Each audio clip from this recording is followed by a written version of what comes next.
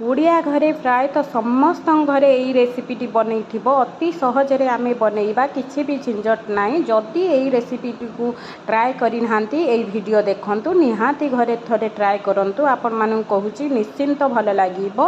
आ बहुत सहज रेसिपी बिना मसला रे आम करबा आ देह पाई भी बहुत हेल्दी। समस्त को आलू तो निहाती खाइबा पाई भल लगी थाए। आलू रे सिंपल वे रे आम करबा देखंतु। चलंतु सामग्री कौन कौन मु नहीं जाइछि देखिबा। आलू एठी अछि टमाटो भुर्सुआ पत्र पियाज कट्टा आंबुल कंचा लंका और जीरा सबको मु भल भाव में चॉपिंग कर नेली।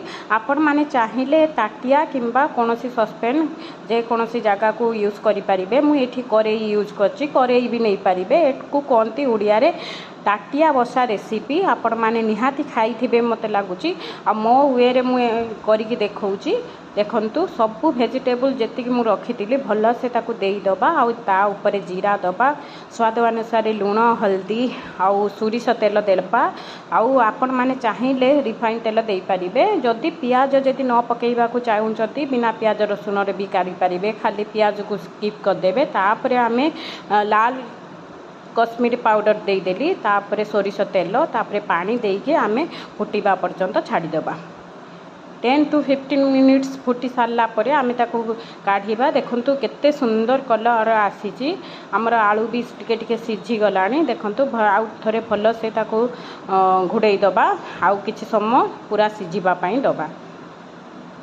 देखंतु हमर एठी फुटी गला पूरा आलू एठी हमर भल से सिझी गला। तापरे एई टाइम रे आमे आंबुल 2 खंड जो रखिथिले आमे देई दबा। आपण माने चाहिए स्वाद अनुसार जेमिति खट्टा जेति खाइबा पई पसंद करंती सेही अनुसार आंबुल कम बेसी करि परिबे। मते टिके आंबुल टिके पसंद सेति पई मु देई देली। तापरे घुड़ई नबा भल से ताकू आउ टिके फुटिबा पई दबा। देखंतु हमर पूरा डेलीशियस लुक आसीची आ पूरा रेडी हो जाय। आलू रे तैयारी ताटिया बसा रेसिपी आमे केते सिंपल वे रे घरे करि नेले। देखंतु केते गरमा गरम पूरा डेलीशियस देखा जाउची।